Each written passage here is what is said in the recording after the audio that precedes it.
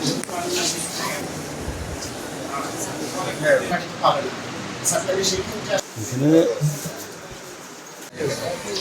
একটি সুস্থ সবল জনগোষ্ঠী ব্যতীত একটা অর্থনৈতিকভাবে শক্তিশালী দেশ গঠন করা যায়, আর সেই কারণে আমাদের নেতা গণপ্রজাতন্ত্রী বাংলাদেশ সরকারের মাননীয় প্রধানমন্ত্রী জনাব তারেক রহমান সাহেব স্বাস্থ্য সেবার উপর সর্বাধিক গুরুত্ব প্রদান করেছে।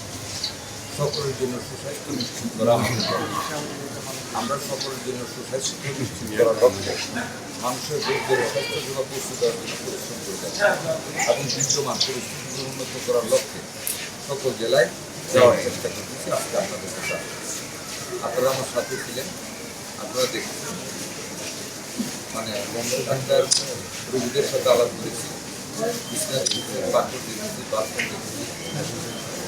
একটা জনসংখ্যার আধিক্যতার সাথে আমাদের ডাক্তারের পরিমাণ অনেক কম।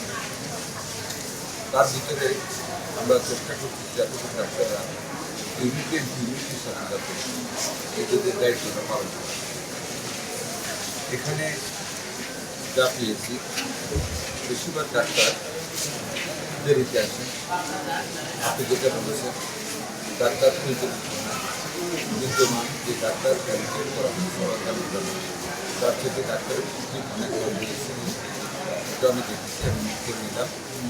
ইরেগুলারিটিস আছে, এটা আমি নোট করে নিলাম। অ্যান্টিরিয়াবিক ভ্যাকসিন সম্বন্ধে আপনারা দেখেছেন,